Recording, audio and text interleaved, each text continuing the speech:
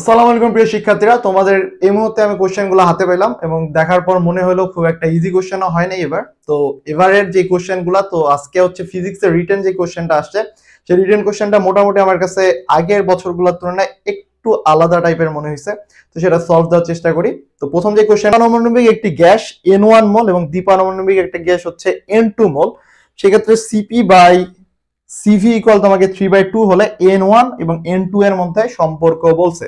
তো আমরা এতদিন এক পারমাণবিক গ্যাস আলাদা হয়ে করতাম, দ্বিপারমাণবিক গ্যাস আলাদা হয়ে করতাম, এই ক্ষেত্রে কিন্তু একটু আলাদা দিছে যে তোমাকে একটা পাত্রের মধ্যে এক পারমাণবিক গ্যাসও আছে, দ্বিপারমাণবিক গ্যাসও আছে এবং তাদের একটা মিশ্রণ ঘটাইছে এবং ঘটানোর পর তাদের একটা গামা বের করছে, CP by CV equal 3/2।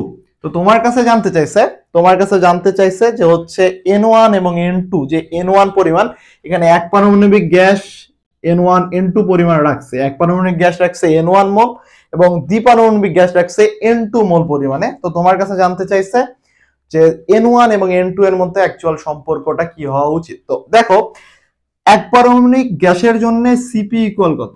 CP যদি আমি বলি এক পারমাণবিক গ্যাস, সিপি মনোটনিক, যদি আমি বলি এক পারমাণবিক গ্যাস, তো সিপি এক পারমাণবিক গ্যাসের জন্য কত? 3/2 R, তাই না? তো তোমার এক পারমাণবিক গ্যাসের জন্য হচ্ছে 3/CV হচ্ছে 3/2R, 3/2R। এবং দ্বিপারমাণবিক গ্যাসের এক পারমাণবিক গ্যাসের জন্য সিপি কত? 5/2R। ওকে, তো এক পারমাণবিক গ্যাসের জন্য তোমার হচ্ছে সিভি হচ্ছে 3/2R এবং তোমার সিপি হলো 5/2R। সেই ক্ষেত্রে এক পারমাণবিক এবং তোমার হচ্ছে দ্বিপারমাণবিক ওয়েট। তো এখানে দেখো যে হচ্ছে তোমার এক পারমাণবিক গ্যাসের জন্য হচ্ছে সিভি ইকুয়াল হচ্ছে তোমার সিভি, যেটা মনোটনিক, 3/2R এবং এটা হলো 5/2R। তো সিভির ক্ষেত্রে 5/2R আর সিপি, তো তোমার যে টোটাল যদি তুমি বের করতে চাও তাহলে N1 পরিমাণ মোল আছে, তার মানে 3/2 into R N1 plus N2 5/2R, যেহেতু তোমার এক পারমাণবিক গ্যাসের ডাইপারমাণবিক গ্যাসের সিভি হচ্ছে এটা। টোটাল তোমাকে সিবি বাই সিপি বের করে নিতে হইতেছে। এখন তুমি জানো সিপি বাই সিভি ইকুয়াল তোমার কাছে 3/2 দেওয়া আছে, তুমি জাস্ট এখানে মানগুলো বসিয়ে দেবে, N1 by 3/2R plus N2 5/2R by N1 5/2R plus N2 7/2R equal হচ্ছে 3/2।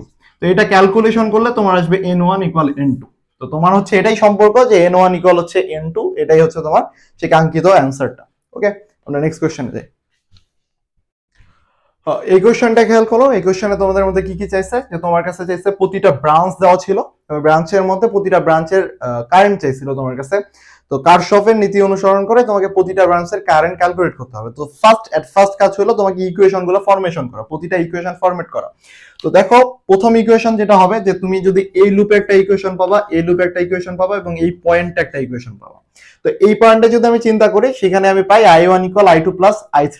ওকে, এবং এই যে একটা লুপ যদি আমি চালাই, এখানে যদি আমি লুপ চালাই, তো নেগেটিভ থেকে পজিটিভের দিকে, তো এখানে আমার লুপের 15 minus 2I1 minus 2I2 equal 0, তো I1 প্লাস I2 ইকুয়াল 25, এটা আরেকটা ইকুয়েশন আমার দাঁড়ালো। এবং আমি যদি এই লুপটার মধ্যে একটা চালাই, তো সেখানে আমি দেখো, এখানে আমি পাইতেছি হচ্ছে minus 2I1 minus 2I2 equal হচ্ছে plus 20 volt, 2I3 equal plus 20 volt. তো এখান থেকে আমি পাইতেছি যে হচ্ছে 2I2 plus 2I3 equal 20 volt, 2I2 plus 2I3 equal 20 volt. তো এখান থেকে আমি যদি 2 কমন নেই, তাহলে I2 প্লাস I3 ইকুয়াল হচ্ছে আমার 20 এবং I2 প্লাস I3 আমি এক নম্বর থেকে পাইছি I1, তো I1 এর মান হচ্ছে 10 ভোল্ট। তো সেখানে আমি I1 এর মান যদি এই ইকুয়েশনে বসাই, 10 প্লাস I2 ইকুয়াল 25, তার মানে I2 আসতেছে আমার 15 ভোল্ট। এবং I2 এবং I1 এর মান যদি এই ইকুয়েশনে বসাই দিই, তাহলে আমি I3 এর মান পাইতেছি -5। ওকে, তো 15 অ্যাম্পিয়ার, 10 অ্যাম্পিয়ার এবং -5 অ্যাম্পিয়ার, এটাই হলো এই ইকুয়েশনটার সলভ। তো তোমাদের যদি তুমি এমন হয় যে তুমি হচ্ছে পুরো ম্যাথটা সলভ করতে পারো নাই, বাট কিছু ইকুয়েশন লিখে আসছো যে কোনো ম্যাথের ক্ষেত্রে, তো সেই ক্ষেত্রে তুমি কিন্তু হালকা হলেও পার্শিয়াল মার্কস পাবা, সেটা হয়তো বা 0.25, 0.2 অথবা 0.5। তো এই ইকুয়েশনে যদি তুমি তিনটা ইকুয়েশনও লিখে আসতে পারো, সলভ করতে না পারো, তারপর তুমি 0.25 বা 0.75 মার্কস পাইতে পারো। এরপর আমরা নেক্সট কোশ্চেনে যাই। এই কোশ্চেনে বলছে একটি টাওয়ারের উপর হতে মুক্তভাবে পড়ন্ত বস্তুর শেষতম সেকেন্ডে টাওয়ারের উচ্চতার 4/9 অংশ অতিক্রম করে, সেক্ষেত্রে টাওয়ারের উচ্চতা কত? তো এখানে যে আগে দুইটা ইকুয়েশন নিয়ে আসতে হবে, তোমাকে আগে জানতে হবে st তম সেকেন্ডে কোনো একটা বস্তু যে দূরত্ব অতিক্রম করে তার সূত্র হলো u half 2g 2t minus 1। এটা হলো তোমার 1 নম্বর ইকুয়েশন। এবং যেহেতু মুক্তভাবে পড়ন্ত একটা বস্তু, তার মানে তার উচ্চতা h যদি আমি ধরি তাহলে হাফ gt স্কয়ার, এবং এই ক্ষেত্রে ইউ কিন্তু থাকতেছে না, কারণ মুক্তভাবে পড়ন্ত বস্তু ইউ ইকুয়াল হলো 0। তোমার ইকুয়েশনটা দাঁড়ালো একটা ইকুয়েশন হাফ জি 2t মাইনাস 1 এটা, আর এটা হলো h ইকুয়াল হাফ জি টি স্কয়ার। এখন তোমাকে বলছে শেষতম সেকেন্ডে 4/9 অংশ অতিক্রম করে, তার মানে কি 4/9 ইনটু h, তাই তো h ইকুয়াল হলো হাফ জি 2t মাইনাস 1। এরপর দেখো h এর মান তোমার কাছে দেওয়া আছে হাফ জিটি স্কয়ার, তো 4/9 ইনটু হাফ জি টি স্কয়ার ইকুয়াল হাফ জি 2t মাইনাস 1। তো এই হাফ জি বাদ, তোমার কাছে থাকতেছে 4t স্কয়ার, এদিকে 18t মাইনাস 9, তার মানে 4t square minus 18t plus 9 equal 0। এই ইকুয়েশন থেকে তুমি t এর ভ্যালু পাবা। t এর ভ্যালু তুমি 4 9 36, তো তুমি মিডল টার্ম করে পাইতেছো না এখানে। তো তোমাকে কি করতে হবে, t equal minus b minus 18, তাহলে হচ্ছে 18 plus minus root over B square, 18 এর উপর স্কয়ার মাইনাস 4 ইনটু 9 ভাগ 2। দেখো এখানে কিন্তু ক্যালকুলেশন অনেক বড়, এবং টি এর মান তুমি যদি টি এর মান এখানে ক্যালকুলেট করতে নাও পারো, এরপর যদি তুমি বলে দাও h ইকুয়াল হাফ জি ইনটু টি, এই মানটাই বসায় দাও, যে এটা ক্যালকুলেট করলে যা হবে তাই অ্যান্সার।